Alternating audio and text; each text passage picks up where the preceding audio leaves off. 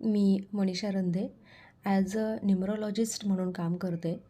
तर आपण आज बघूया की न्यूमरॉलॉजी आणि ॲस्ट्रॉलॉजी या दोन्हींमध्ये काय फरक असतो. तर कसं आहे की ॲस्ट्रॉलॉजी आणि न्यूमरॉलॉजी या दोघांची डेस्टिनी, दोघांचंही ध्येय एकच आहे, मात्र मार्ग वेगवेगळे आहेत.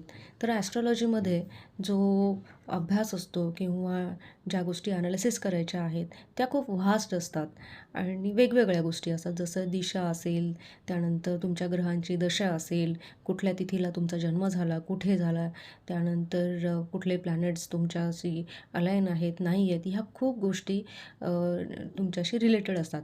पण न्यूमरॉलॉजी काय आहे की केवळ तुमच्या बर्थ चार्टवरनं किंवा बर्थ डेटवरनं न्यूमरॉलॉजीमध्ये आपण ठरवू शकतो की कुठले प्लॅनेट्स तुम्हाला अलाईन आहेत, नाही आहेत, आणि जर नसेल तर त्याच्या रिलेटेड तुम्हाला रेमेडीज करता येते. तर न्यूमरॉलॉजी हे एक खूप ॲक्युरेट असं सायन्स आहे, ज्याचा शोध 500 वर्षापूर्वी केरो ह्या आयन माणसाने लावलेला आहे.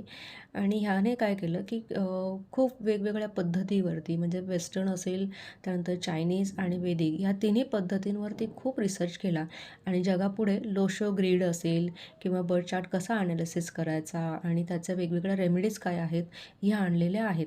तर हा एक माझा छोटासा प्रयत्न आहे की हेच तुमच्या सर्वांच्या समोर हा अभ्यास आणि माझा रिसर्च जो काही आतापर्यंत चार्ट अनालिसिस केलेला आहे ते ठेवायचा आणि त्यातनं तुम्हाला तुमच्या जीवनात बर्थ चार्ट ॲनालिसिस करून त्यातनं काही जर मार्ग मिळाले तर ही एक माझ्याकडनं एक सेवा घडेल तुमच्यासाठी.